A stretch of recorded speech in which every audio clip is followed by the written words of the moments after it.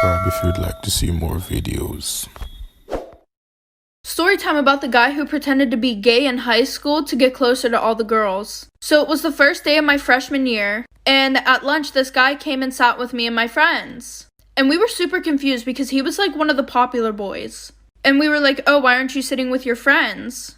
And he's like, oh, because ever since I came out as gay, they don't want to be friends with me anymore and they're being super mean to me. So we felt really bad and we started getting to know him, and he was actually a really cool person. So we started inviting him to our sleepovers and everything like that. And because he was gay, we felt really comfortable getting dressed around him, talking about things that we wouldn't talk about in front of anybody. So like 2 months go past, and at this point he knows so much about us, like stuff that nobody else knew. Like, he even knew that one of my friends was born with both private parts, which is something that she never told anybody except for me and the girls in my friend group. Well, we're all on FaceTime the one day, and my friend goes, oh, have you ever seen boobs before? And he goes, no. So we all lift up our shirt like for part 2.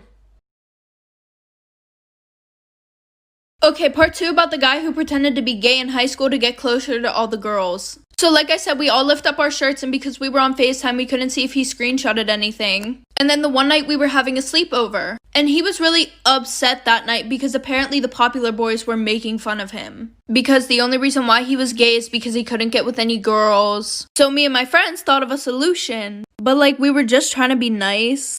And now looking on it, that is the dumbest shit that we've ever done. And we're all like, oh, well, why don't you just say that you did the nasty with all of us? And he was like, well, I don't think they'll believe it, even if you guys said, yeah, you did do it. So we were like, okay, then let's do it for real. So that night, we did the nasty, all 5 of us. So that morning, we all wake up and he's literally gone. Like, he didn't wake us up to say goodbye, which wasn't normal. So the weekend goes past. Monday, we go to school. And in the morning, my friends and I have time to walk around, and everybody's just staring at us, like for part 3. Part 3 about the guy who pretended to be gay to get closer to all the girls. So like I said, we got to school and everybody's just looking at us. And all of a sudden we get tagged in this Instagram account. And there's a video of all 5 of us doing the nasty in my bedroom. There's pictures of me and my friends getting undressed. And there's a screenshot of the FaceTime where we all showed our boobs. And under the post, he was exposing a bunch of shit about us. And my one best friend was literally crying so hard because everybody now knew that she was born with like both parts. And also after gym class, we would just tell him to come in the locker room, and the teacher didn't care because he was gay.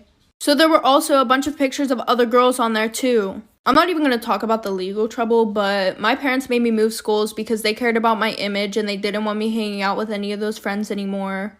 He got expelled. The teacher got fired for that bullshit. So that just ruined having a gay best friend for me. Oh, also my parents saw me have a foursome in my bedroom. Extremely toxic best friend story time. So when I was in 8th grade, there was this boy. And this boy would go around telling almost every girl that he liked her.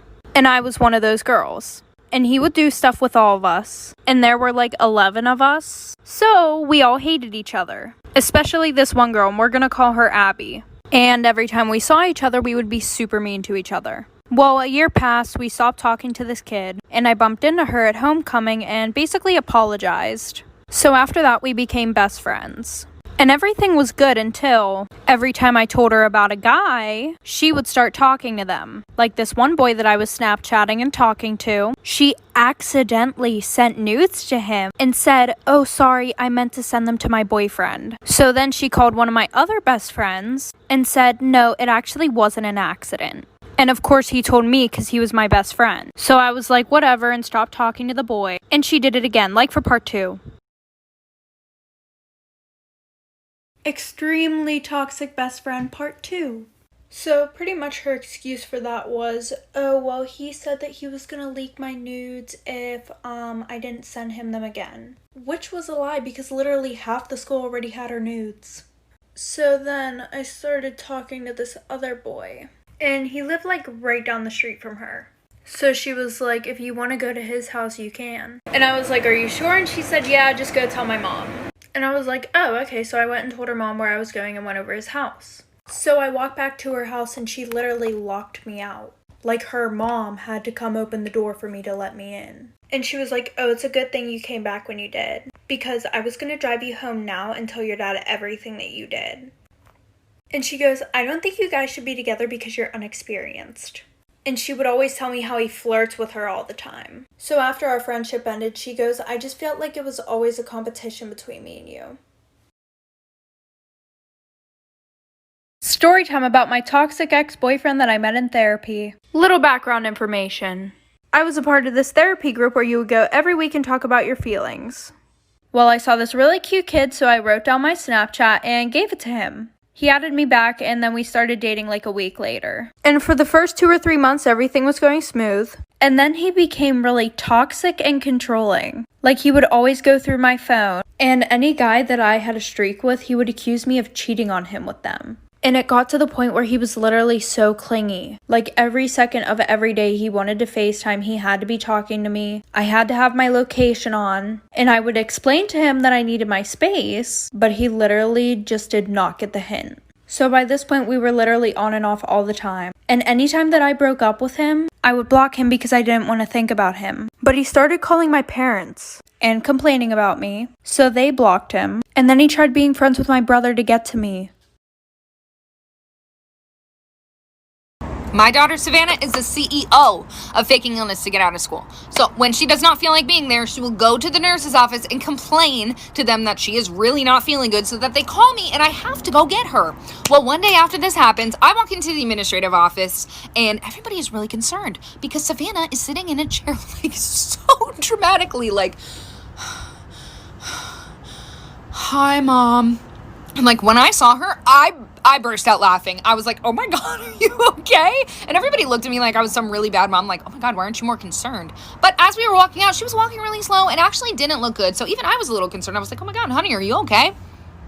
Until we got to the car when Savannah looks at me and goes, you know what, Mom? I feel better now. And I was like, Savannah, are you serious? And she's like, Mom, do you maybe want to go to Starbucks and have like a girls' day? And I was like, honey, what kind of question is that? You know I do.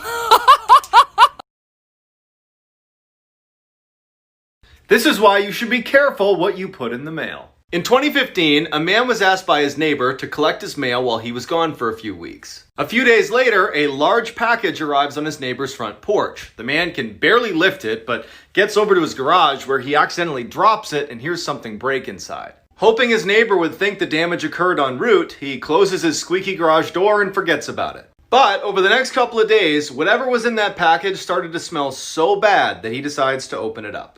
Inside were 2 very important finds, his neighbor, who was dead, and a camera that was still recording. The police bring the man in for questioning and show him what was on the camera inside the box. It starts with his neighbor talking to the camera about how excited he is to mail himself home for his YouTube channel. Then, police fast forward to the very end where they see that the neighbor is now sleeping in the box, and then suddenly gets dropped and you hear a crack, and that's his neck breaking. And then you hear a squeaky garage door close.